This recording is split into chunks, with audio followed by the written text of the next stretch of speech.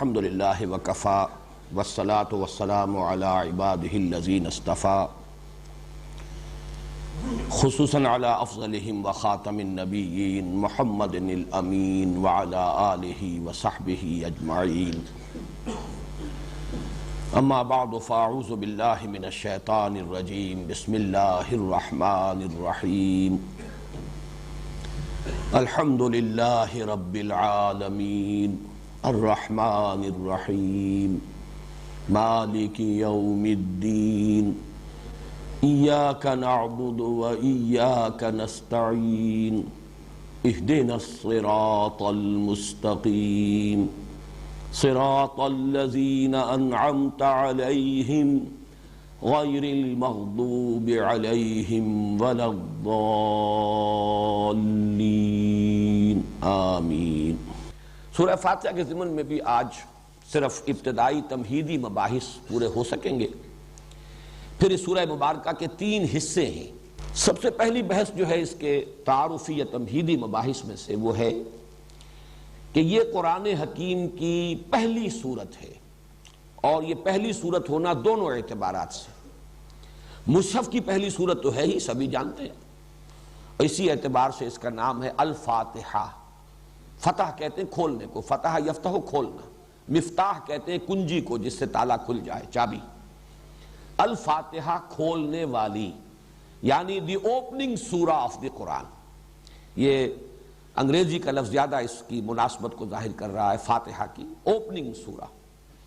تو یہ در حقیقت قرآن مجید کی، مصحف کی تو پہلی سورت ہے ہی،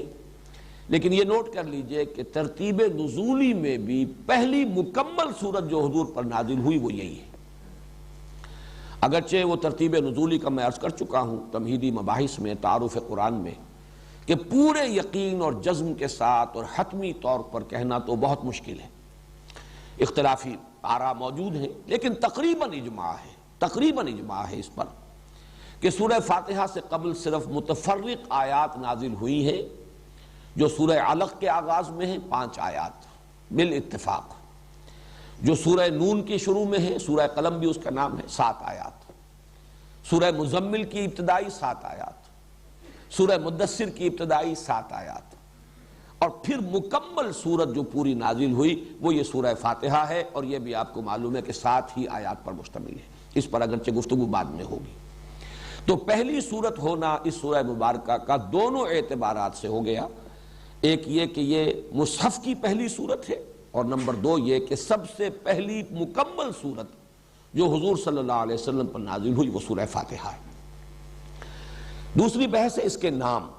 جیسا کہ میں نے اس سے پہلے بھی بیان کیا ہے، عربوں کا ایک خاص ذوق تھا نام رکھنا کثرت سے، جس چیز سے محبت ہو جائے اس کے بہت سے نام ہوں گے، اس کی ایک ایک ادا، اس کا ایک ایک وصف، اس کی ایک ایک صفت کے حوالے سے اس کے نام بناتے چلے جانا۔ چنانچہ اس سورہ مبارکہ کے بھی متعدد نام ہے، بلکہ متعدد کا لفظ تو ہلکا ہے۔ علامہ جلال الدین سیوطی نے 25 نام جو ہے الاتقان فی علوم القرآن میں جمع کیے، ان میں سے جو موٹے موٹے ہیں وہ میں آپ کو بتا دیتا ہوں۔ الفاتحہ کو تو اس کے اسم علم ہونے کی حیثیت حاصل ہے، اس کا نام اگر لیا جائے گا جو بالکل ایکسکلوسیو ہے وہ ہے سورۃ الفاتحہ۔ میں بیان کر چکا ہوں وہ اس اعتبار سے بھی کہ اوپننگ سورہ ہے قرآن مجید کی۔ اس کے بعد اس کی جامعیت کے اعتبار سے 2 نام بہت معروف ہیں اور مشہور ہیں، ام القرآن اور اساس القرآن۔ اساس بنیاد کو کہتے ہیں جس پر کوئی عمارت تعمیر ہو، جڑ کو کہتے ہیں، تو والدہ کے لیے بھی یہ لفظ اسی اعتبار سے آتا ہے، ولادت ہوتی ہے اولاد کی اسی سے۔ تو یہ کا لفظ جو ہے ام القرآن یعنی جڑ، بنیاد جو ہے قرآن مجید کی وہ سورہ فاتحہ ہے۔ پھر ایک حدیث میں اس کے 2 الفاظ آئے ہیں، وہ حدیث ابھی ہم پڑھیں گے بھی۔ السبع المثانی اور القرآن العظیم، یہ خود اپنی جگہ پر ایک مکمل قرآن ہے، یعنی اس سورہ مبارکہ کی عظمت کو ظاہر کرنے کے لیے، اور چونکہ یہ الفاظ خود محمد رسول اللہ صلی اللہ علیہ وسلم نے استعمال فرمائے ہیں، تو السبع المثانی 7 دہرائی جانے والیاں، بار بار پڑھی جانے والیاں 7 آیات، اور القرآن العظیم یہ بھی اس کا ایک نام ہے۔ یہ خود اپنی جگہ ایک مکمل قرآن ہے اور عظمت والا قرآن ہے۔ پھر جو اس کے مضامین ہیں اور پھر اس کے جو مختلف اجزاء ہیں اس کے اعتبار سے سورۃ الحمد، سورۃ الشکر، سورۃ الصلاح، سورۃ السؤال، سورۃ المناجات، یہ مختلف نام ہیں۔ الکافیہ، الشافیہ اور الشفا، الوافیہ، الراقیہ۔ راقیہ رقی کہتے ہیں جھاڑ پھونک کر یہ کچھ پڑھنے کو۔ یہ سورہ فاتحہ جو ہے یہ اس اعتبار سے بھی اس کو مسلسل پڑھ کر کئی بار اگر پھونکا جائے، یہ بھی چیزیں ہیں کہ جو ثابت ہیں اور ان کے اندر ہمارے اسلاف کا یہ تعامل رہا ہے۔ تو شافیہ شفا دینے والی، الشفا بھی اس کا نام ہے، سورۃ الشفا اور شافیہ۔ الکافیہ، یہ کافیہ بھی کفایت کرنے والی، یعنی یہ کہ مضامین قرآن اور اس کی حکمت اور فلسفے کو اپنے اندر سمو لینے والی اور اس کا احاطہ کرنے والی۔ الوافیہ، پورا کر دینے والی، یہ بھی اس کی جامعیت کے اعتبار سے۔ تو یہ ہیں چند نام جو میں نے آپ کو بتائے۔ ویسے علامہ جلال الدین سیوطی رحمہ اللہ نے 25 نام اس کے، اور انہوں نے لکھا بھی ہے کہ میں نے بڑی محنت سے جمع کیے، لیکن یہ کہ ان کی اہمیت نہیں ہے، یہ تو بس وہی ایک ذوق جو ہے عربوں کا کہ جس شے سے محبت ہو، جس کی عظمت کا نقش قلب پر ہو، پھر اس کے نام وہ متعدد اور کثرت کے ساتھ رکھنا، یہ ان کا ذوق ہے۔ تیسری بحث ہے فضیلت کی۔ اس کے لیے حضرت ابو ہریرہ رضی اللہ تعالی عنہ سے ایک حدیث مروی ہے، اور یہ جامع ترمذی میں بھی موجود ہے۔ میں نہیں کہہ سکتا کہ آپ میں سے کتنے حضرات اس کو پڑھ سکیں گے، لیکن بہرحال جو بھی پڑھ سکتے ہو، میں چاہتا ہوں کہ اس حدیث کو تو پورا لفظ بلفظ آپ لوگ پڑھ لیں۔ عن ابی ہریرہ ان رسول اللہ صلی اللہ علیہ وسلم قال لابی بن کعب، حضرت ابو ہریرہ سے مروی ہے کہ حضور صلی اللہ علیہ وسلم نے حضرت ابی بن کعب سے فرمایا۔ یہ ابی بن کعب جو ہے یہ انصاری صحابی ہیں، اور ان کا ایک خاص درجہ یہ ہے کہ حضور نے ان کے بارے میں بھی افعل التفضیل کا صیغہ استعمال کیا ہے کہ یہ اقرؤہم ابی بن کعب، میرے صحابہ میں سب سے بڑا قاری۔ اور قاری جو ہے ظاہر بات ہے کہ اس وقت محض اس قرات کے معنی میں نہیں تھا جس معنی میں کہ آج کل ہم استعمال کرتے ہیں، عالم ہونا بھی اس کا لازم تھا معاملہ، اس لیے کہ ان کی اپنی زبان تھی، اس میں جو قرآن کا سب سے بڑا قاری تھا، گویا کہ وہ قرآن کا سب سے بڑا عالم بھی تھا۔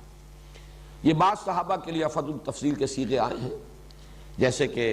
ارحم امتی بامتی ابو بکر، اشدہم فی امر اللہ عمر، احیاہم یا اکثرہم حیاء عثمان، اقضاہم علی، اعلمہم بالحلال والحرام معاذ بن جبل، اصدقہم لہجۃ ابو ذر۔ اسی طریقے سے نوٹ کر لیجئے کہ اقرؤہم ابی بن کعب رضی اللہ تعالی عنہ۔ تو ان سے حضور نے ایک سوال کیا، اتحب ان اعلمک سورۃ لم ینزل فی التوراۃ ولا فی الانجیل ولا فی الزبور ولا فی القرآن مثلھا، اے ابی کیا میں تمہیں وہ سورت نہ سکھاؤں جس کی مثل، جس کی نظیر نہ تورات میں نازل ہوئی، نہ زبور میں، نہ انجیل میں، نہ قرآن میں۔ مراد یہ ہے کہ قرآن میں بھی وہ منفرد ہے،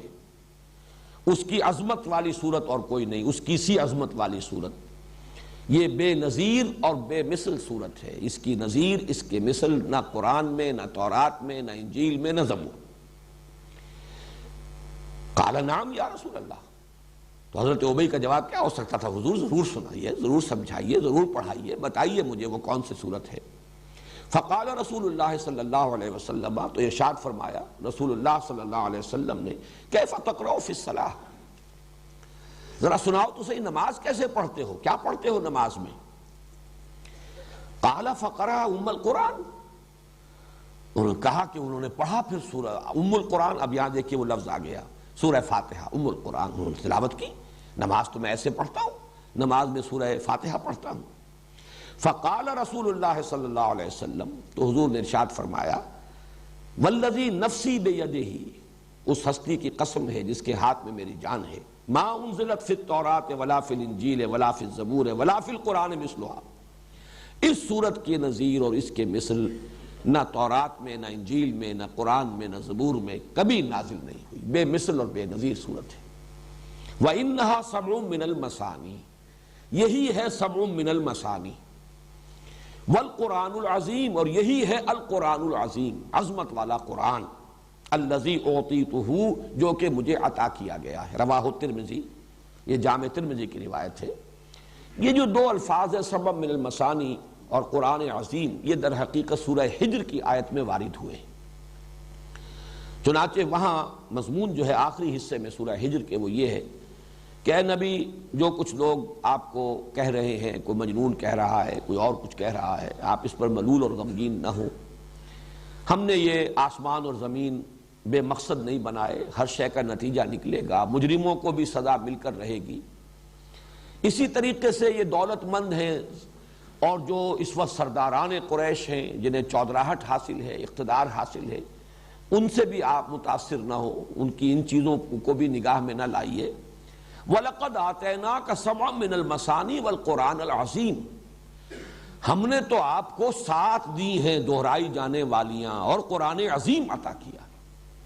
یعنی اتنی بڑی دولت آپ کو دی ہے کہ کوئی دولت اس کے مقابلے میں کوئی حیثیت نہیں رکھتی، کسی کا اقتدار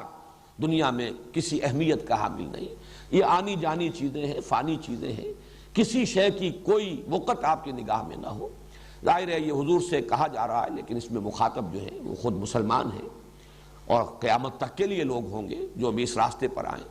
جب تک کہ نگاہوں میں ان چیزوں کی تحقیر کی کیفیت پیدا نہ ہو جائے، آدمی اس راستے پر چل ہی نہیں سکتا کہ جو راستہ قرآن کھولتا ہے انسان کے لیے۔ تو اس میں فرمایا کہ ہم نے آپ کو وَلَقَدْ آتَيْنَاكَ سَبْعًا مِّنَ الْمَثَانِي وَالْقُرْآنَ الْعَظِيمِ، سورہ ہجر کی آیت نمبر 87 ہے یہ۔ ہم نے تو آپ کو 7 عطا فرمائی ہیں دہرائی جانے والیاں اور قرآن عظیم عطا کیا ہے۔ تو حضور نے فرمایا جو مجھ پر اللہ نے جو اپنا احسان جتایا ہے، اپنا انعام جو ہے فرمایا ہے کہ ہم نے اتنی بڑی دولت آپ کو دی ہے، وہ یہی تو ہے، یہی سورہ فاتحہ ہے، ہے سبع المثانی، یہی ہے سبع مثانی، اور یہی ہے القرآن العظیم، بہت عظمت والا قرآن۔ یہاں میں یہ چیز بھی بیان کر دوں کہ مولانا اصلاحی صاحب اس آیت کا منشا یہ سمجھتے ہیں کہ وہ جو 7 گروپ میں بیان کر چکا ہوں، جن میں سے ہر گروپ جو ہے سورتوں کا، اس میں کچھ سورتیں مکی ہیں، کچھ مدنی ہیں، تو انہوں نے اس آیت سے مراد وہ لی ہے۔ مجھے ان سے اختلاف ہے، جہاں تک وہ بات ہے کہ 7 گروپ ہیں، مکی اور مدنی صورتوں کے 7 گروپ بنتے ہیں، اس سے اتفاق ہے، وہ میں تعارف قرآن کے ضمن میں تفصیل سے بیان کر چکا ہوں۔ لیکن ضروری نہیں کہ اس آیت میں مراد وہ ہو، جبکہ ہمارے پاس یہ مرفوع حدیث موجود ہے، صحیح حدیث ہے، قول ہے محمد الرسول اللہ صلی اللہ علیہ وسلم کا، تو ہمیں اس سے ادھر ادھر ہونے کی ضرورت نہیں ہے، بلکہ تقاضا ہے کہ ہم اس کے ساتھ اس سے ادھر ادھر نہ ہوں۔ باقی اپنی جگہ پر وہ کہ 7 گروپ ہیں، 7 منزلیں ہیں، یہ اپنی جگہ ہے، لیکن یہ اور خاص طور پر یہ بالاتفاق یہ جو صورت ہے سورہ ہجر، یہ تو مکی صورت ہے۔ مکی صورت میں ابھی پورا قرآن نازل کا ہوا تھا، ابھی وہ 7 گروپ تھے ہی کہاں۔ ابھی تو یوں سمجھیے سورہ ہجر جو ہے وہ تو قرآن حکیم کی مکی صورتوں میں بھی ابتدائی دور کی مکیات میں سے ہے، اس لیے کہ یہ بالکل ابتدائی دور کی بات ہے کہ حضور کو مجنون کہا گیا۔ بعد میں تو کسی نے مجنون نہیں کہا، پھر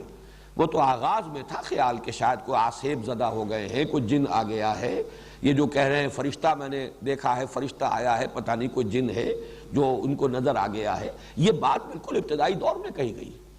بعد میں یہ باتیں نہیں رہی۔ اس اعتبار سے اس وقت وہ کہاں تھا قرآن اور کہاں اس کے وہ 7 گروپ، اس اعتبار سے ہمیں، اور میرے لیے تو اصول یہ ہے کہ جہاں ہمیں مرفوع حدیث صحیح مل جائے اس سے ادھر ادھر ہونا در حقیقت اپنے آپ کو فتنے کے خطرے میں مبتلا کرنا ہے۔ تمسک بالاسلاف جو میں نے آج کہا ہے اس میں جڑے رہنا، اور ظاہر بات ہے کہ اس میں سب سے بڑی بات تو حضور صلی اللہ علیہ وسلم کی مرفوع حدیث ہے۔ تو سب سے پہلی جو اس کی فضیلت کے لیے تو یہ حدیث جو ہے میں سمجھتا ہوں کفایت کرتی ہے۔ حضرت انس سے بھی ایک روایت ہے جو امام حاکم نے نقل کی ہے کہ حضور نے اسے افضل القرآن قرار دیا ہے، قرآن کی سب سے زیادہ فضیلت والی صورت۔ اسی طرح حضرت عبداللہ ابن عباس کا ایک قول نقل ہوا ہے کہ یہ ثلث قرآن، قرآن حکیم کے 2/3 کے مساوی ہے۔ اب دیکھیے کسی شے کی عظمت کو، اس کے مقام اور مرتبے کو سمجھانے کے مختلف اسلوب ہو سکتے ہیں، یہ کوئی تولنے کے حساب سے نہیں ہے، لیکن حضور صلی اللہ علیہ وسلم نے اپنے ساتھیوں کو، اور ان میں آپ کو معلوم ہے کہ سب کے سب لوگ تو اس صلاحیت کے نہیں تھے کہ جو کسی چیز کی علمی قدر و قیمت کو جیسے کہ وہ ہے اس کو سمجھ سکتے کما حق ہو، ان میں وہ بھی تھے کہ جن کا اپنا فہم اور اپنی سوچ اس کا دائرہ زیادہ وسیع نہیں تھا، انہیں کوئی ایسی شے جو ہے اس کی تمثیل کی ضرورت تھی، ایسی شے سے تشبیہ اور تمثیل جو ان کی سمجھ میں آتی ہو۔ اب سورہ اخلاص کو کہا گیا ثلث قرآن، 1/3 قرآن، سورہ کافرون کو کہا گیا ربع قرآن، قرآن کا 1/4 حصہ، سورۃ الزلزال کو کہا گیا 1000 آیات کے برابر، یعنی یہ کہ سدس قرآن کا چھٹا حصہ تقریباً بن جاتا ہے۔ لیکن اس میں جو بلند ترین جو نسبت ہے وہ یہ ہے جو سورہ فاتحہ کو دی ہے حضور صلی اللہ علیہ وسلم نے حضرت عبداللہ ابن عباس رضی اللہ تعالی عنہما سے جو منقول ہے کہ یہ ثلثِ قرآن یعنی 2/3 قرآن کے برابر ہے۔ چوتھی بحث جو ہے اس کے ضمن میں وہ یہ ہے کہ یہ سورہ مبارکہ نماز کا جزو لازم ہے، جزو لازم۔ چنانچہ اس کے ضمن میں وہ حدیث میں آپ کو سنا دینا چاہتا ہوں کہ جو بخاری میں بھی ہے، مسلم میں بھی ہے، ترمذی میں، ابو داؤد میں، نسائی میں وغیرہم، یوں سمجھیے کہ محدثین نے سب نے اس کو تسلیم کیا ہے، اور یہ حضرت عبادہ ابن صامت سے ہے رضی اللہ تعالی عنہ۔ وہ فرماتے ہیں کہ حضور نے ارشاد فرمایا لا صلاۃ لمن لم یقرأ بفاتحۃ الکتاب، اس شخص کی کوئی نماز نہیں جو فاتحۃ الکتاب یعنی سورہ فاتحہ نہیں پڑھتا، اس کی کوئی نماز نہیں۔ اس کا یہ مفہوم تو متفق علیہ ہے کہ سورہ فاتحہ نماز کا جزو لازم ہے، البتہ اس کے بعد اختلاف ہے، آیا جماعت کی شکل میں جب نماز ادا کی جائے تو امام کے ساتھ ہر مقتدی کا پڑھنا بھی واجب ہے یا نہیں؟ اس میں 3 آراء ہیں ہمارے ہاں، 2 انتہائی آراء ہیں، ایک درمیانی رائے ہے۔ ایک رائے جو ہمارے ہاں تو بہت ہی معروف ہے، مشہور ہے، اس لیے کہ امام ابو حنیفہ کی رائے ہے، فقہ حنفی کا بڑا اہم مسئلہ ہے، اور ہماری عظیم اکثریت جو ہے آبادی کی وہ حنفی المسلک ہے۔ تو وہ تو یہ ہے کہ امام کی قرات جب ہو رہی ہے، امام کے ساتھ آپ نماز پڑھ رہے ہیں تو امام کی قرات ہی آپ کے لیے قرات ہے، آپ کو نماز نہیں پڑھنی۔ مقتدی کے لیے یہ سورہ فاتحہ جو ہے اس کا پڑھنا ضروری نہیں، بلکہ نہ صرف یہ کہ ضروری نہیں بلکہ نہ پڑھنا ضروری ہے۔ یہ انتہائی شدت ہے کہ جو حنفی مسلک میں اس بارے میں ہے، اور مثال وہ دیتے ہیں بڑی، یعنی ایک اعتبار سے تمثیل و تشبیہ کے پہلو سے بہت یعنی معقول تشبیہ ہے کہ جب وفد کی صورت میں کہیں جائیں، کسی بڑی شخصیت کے سامنے پیشی ہو، حاضری ہو، تو کوئی ایک ہوتا ہے جو نمائندہ، وہ گفتگو کرتا ہے، باقی سب لوگ موجود ہوتے ہیں، ان کی موجودگی گویا کہ ایک طرح کی شمولیت ہے، لیکن یہ کہ گفتگو جو ہے، کوئی درخواست پیش کرنی ہے، کوئی مطالبہ رکھنا ہے، تو وہ ایک ان کا نمائندہ پیش کرتا ہے۔ اسی طریقے سے جب امام پڑھ رہا ہے تو گویا کہ مقتدیوں کی طرف سے قرات ہو گئی۔ یعنی یہ مطلب نہیں ہے کہ یہ نماز کا جزو لازم نہیں ہے، صرف یہ ہے کہ جب جماعت کی شکل میں نماز پڑھی جا رہی ہو تو سورہ فاتحہ جب امام نے پڑھ لی تو گویا کہ تمام مقتدیوں کی طرف سے بھی قرات کا حق ادا ہو گیا۔ اس کے بالکل برعکس اور دوسری انتہائی رائے جو ہے وہ امام شافعی کی ہے رحمہ اللہ، کہ جو ظاہر ہے اس کا، ویسے یہ میں عرض کر دوں کہ جو موقف ہے امام ابو حنیفہ کا اور جو حنفی مسلک ہے، اس میں ایک دلیل یہ بھی پیش کی جاتی ہے کہ قرآن حکیم میں یہ حکم ہے اذا قرئ القرآن فاستمعوا له وانصتوا، جب قرآن پڑھا جائے تو اس کو توجہ سے سنو، پورا دھیان ادھر لگاؤ اور خود خاموش رہو۔ اگرچہ یہ دلیل جو ہے در حقیقت بنتی ہے تیسری رائے کے لیے جو میں بعد میں عرض کروں گا، لیکن اسے بھی جو حنفی المسلک لوگ ہیں وہ اپنے موقف کی دلیل کے طور پر پیش کرتے ہیں۔ اس کے بالکل برعکس ہے، وہ گویا کہ اس حدیث کے جو الفاظ ہیں اس پر مبنی ہے، ظاہر الفاظ لا صلاۃ لمن لم یقرأ بفاتحۃ الکتاب، اور حدیث یقیناً اتنی قوی ہے، اتنی مستند ہے، اپنے سند کے اعتبار سے اتنے اعلیٰ رتبے کی ہے کہ ظاہر بات ہے کہ اس سے اونچا رتبہ تو کوئی اور ہو نہیں سکتا کسی حدیث کا، سند کے اعتبار سے، روایت کے اعتبار سے۔ تو امام شافعی کی رائے یہ ہے کہ ہر نمازی مقتدی بھی پڑھے، پڑھنے کے پھر ان کے ہاں مختلف انداز ہیں، چونکہ حضور کا ایک معمول یہ بھی نقل ہوا ہے کہ آپ جب پڑھتے تھے سورہ فاتحہ جہری رکعت میں بھی، اس کے بعد تھوڑی دیر تک آپ خاموش رہتے تھے، وقفہ ہوتا تھا۔ ہم تو ہماری عادت تو یہ ہے کہ فوراً ہی کوئی جو سورت ملانی ہے یا کچھ قرآن کا حصہ پڑھنا ہے تو سورہ فاتحہ کے بعد اس کو متصل کر لیتے ہیں، لیکن حضور سے یہ ثابت ہے تھوڑا سا وقفہ، اور اس کے دوران گویا کہ مقتدی بھی جلدی سے دہرا لیں اور پڑھ لیں۔ ایک طریقہ تو یہ ہے، اور ایک یہ ہے، اور یہ بھی حضور کے معمول کے ساتھ مناسبت رکھنے والا ہے کہ آپ نماز میں سورہ فاتحہ پڑھتے تھے تو ہر آیت پر رکتے تھے۔ یہ وقفہ جو ہے یہ گویا کہ کفایت کر جاتا ہے کہ امام نے کہا الحمدللہ رب العالمین، اور اس کے بعد وہ ذرا سا وقفہ دے تاکہ مقتدی بھی الحمدللہ رب العالمین پڑھ لیں۔ پھر الرحمن الرحیم وقفہ دے تاکہ مقتدی بھی پڑھ لے۔ بہرحال یہ تو ہوا اس کی جو عملی شکل ہے، لیکن اس وقت میں صرف موقف اور مسلک بیان کر رہا ہوں کہ امام شافعی کا اور شوافع کا اور حنابلہ کا یہ موقف ہے۔ اور چونکہ امام احمد ابن حنبل شاگرد ہیں امام شافعی کے، تو تسلسل بھی ہے اس میں۔ یہ ہے کہ ہر مقتدی کے لیے بھی سورہ فاتحہ کا پڑھنا لازم ہے۔ معتدل مسلک ہے امام مالک کا رحمہ اللہ، امام دار الہجرہ، کیونکہ وہ امام مدینہ ہے، اس اعتبار سے ان کی بات بہت سے پہلوؤں سے بہت وقیع بھی ہے۔ حدیث کا بھی سب سے پہلا مجموعہ جو ہے موطا امام مالک، یہ گویا کہ اولین مجموعہ ہے جس کو کہ فقہی جو بھی ابواب ہیں ان کی شکل میں مرتب کیا گیا۔ امام مالک کا موقف یہ ہے، اور میں اس کو کوئی باک نہیں سمجھتا اس کے بیان کرنے میں کہ میرا اپنا عمل اس پر ہے،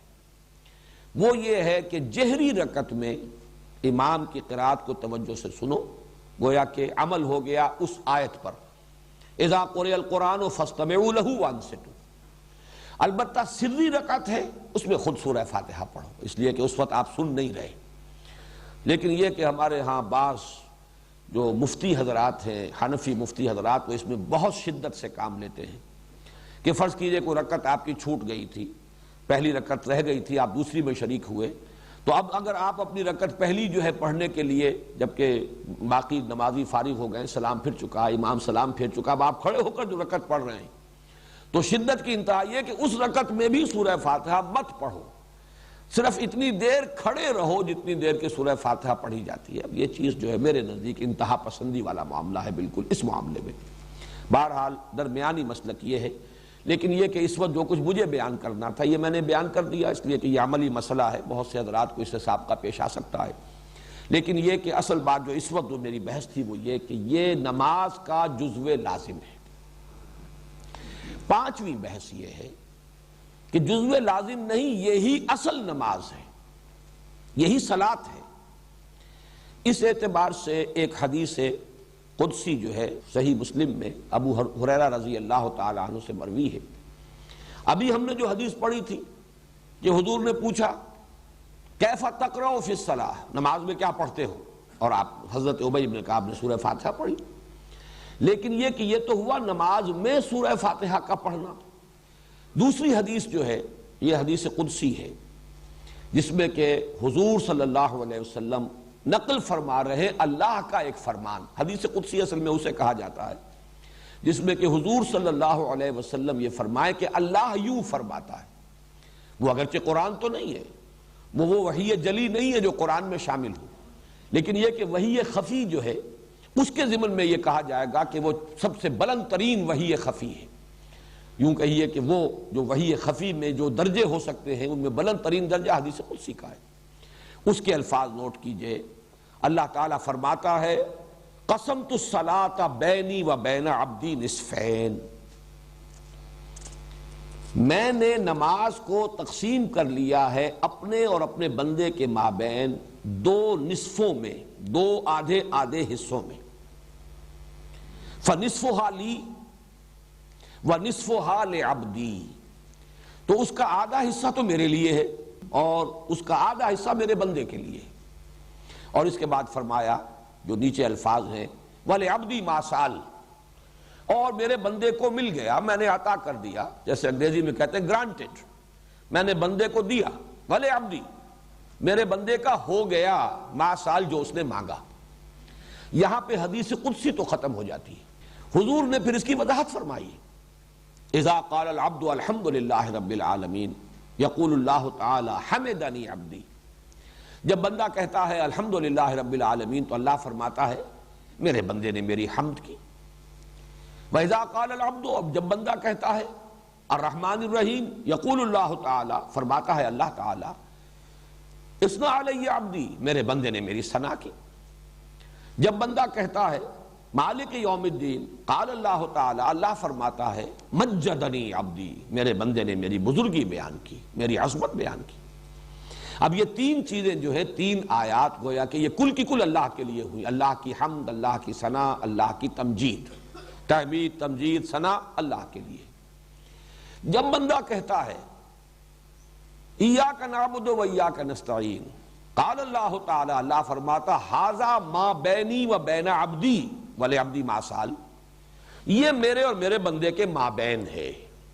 یہاں پر آ کر گویا کہ ایک چیز جڑ گئی ہے، یہ میرے اور میرے بندے کے مابین ہے، اس لیے کہ ایاک نعبد اللہ کے لیے ہے، ایاک نستعین مدد کس کو درکار ہے؟ بندے کے لیے ہے۔ عبادت اللہ کے لیے اور مدد بندے کے لیے، استعانت کا رخ بندے کی طرف ہے، عبادت کا رخ اللہ کی طرف ہے۔ لہذا چوتھی آیت کے بارے میں فرمایا ھذا ما بینی و بین عبدی ولعبدی ما سال، اور میرے بندے کے لیے ہے جو اس نے مانگا، اس نے میری مدد چاہی اور میں نے گرانٹ کر دی، گرانٹڈ، میری مدد اس کے شامل حال رہے گی۔